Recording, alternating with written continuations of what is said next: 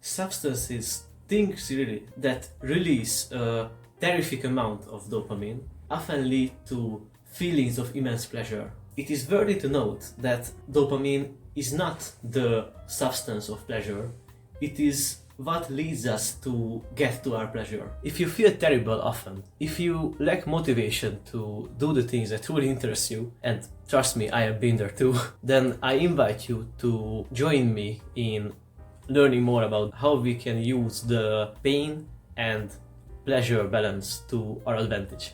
Pleasure and pain have kind of a push-pull dynamic in our brain. This dynamic is illustrated beautifully in Anna Lemke's book, and she uses a seesaw as the metaphor to this system.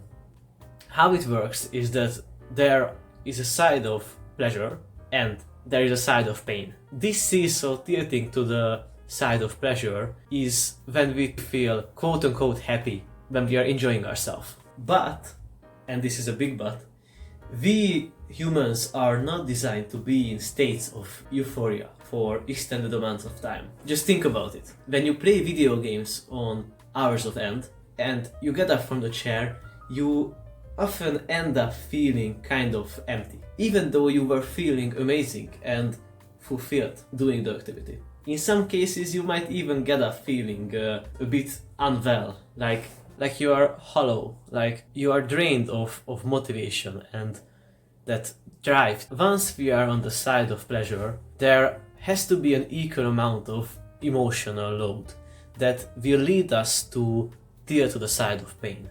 This is our terrible nature, that with great pleasure comes an equal amount of pain. But also there is a kind of catch to this system.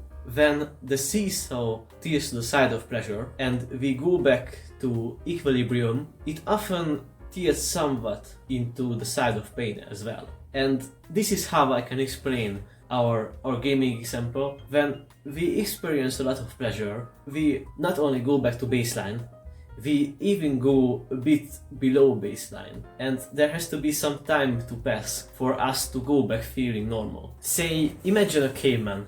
Like if we were back in the prehistoric times and we were constantly in a state of euphoria, joy, then we probably wouldn't go out to hunt, to be cold, get food for our tribe and for ourselves. A human like this would quite quickly die out. It couldn't really compete with the ones that had this burning desire in them to get more and to reach their goals. With repeated indulgence in pleasurable activities, we might get to a point where our dopamine levels go below baseline semi-permanently.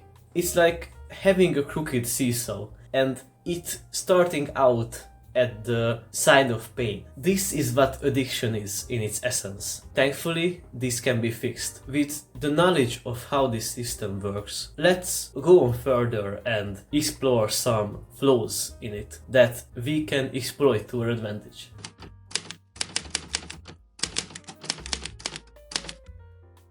Now, it is clear to us that consequence of pleasure is always pain, but here comes the genius part. This holds true in the reverse order as well. Willingly doing something painful makes us good. A good example of this is going to the gym.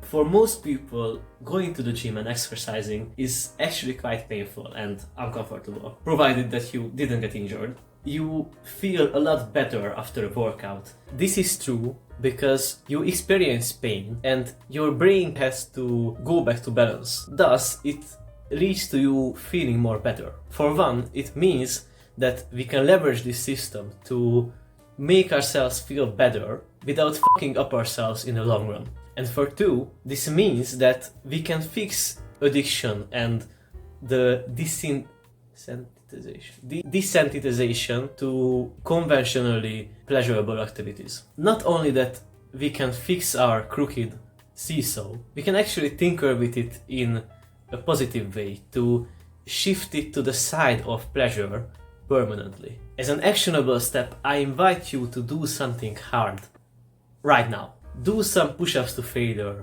maybe go take a cold shower for like 2 or 3 minutes.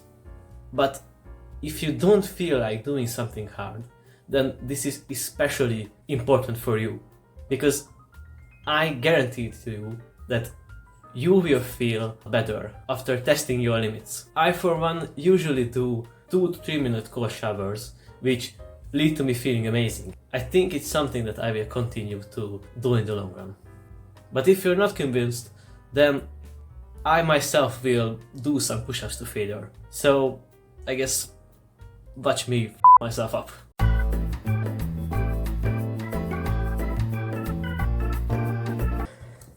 Bro, this must be the hardest cope ever, but I forgot to start the recording for my push-ups. I'm not doing it again, holy man. I managed to do like 40. I fight on the 41st, so I'm like a strong boy. And believe in me, please. I don't know what I will do, bro. I'm like the most terrible YouTuber ever. I'm back, and in this session I want you to please pay attention, pay great attention to the next questions, because they might change your life. I want you to visualize your goals. Close your eyes if it helps. Think of your goals. Think of who you want to become. Think of getting the six-pack, starting the business, maybe even just enjoying life a little bit more. Now, think about the 4 activities that you spend the most time doing.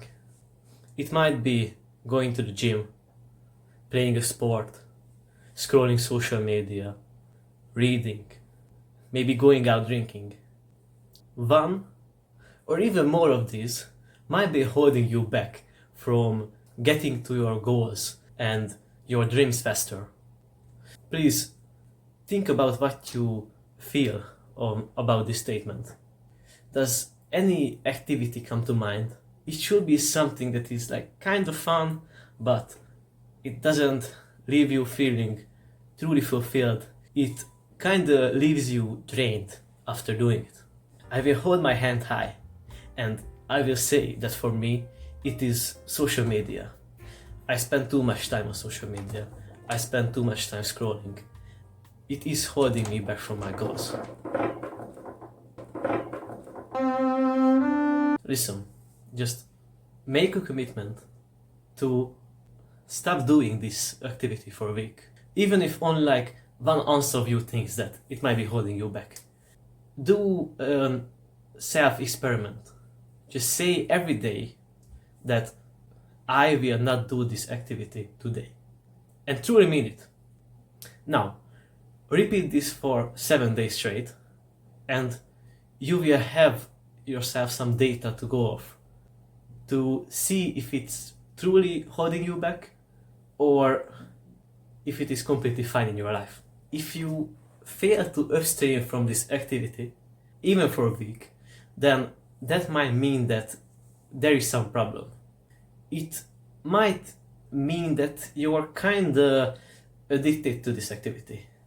Now, don't be ashamed if you couldn't hold yourself back from doing it, but just be grateful that you have the ability to pivot from this knowledge and to get to a place where you might be free of this stuff if it truly is a problem.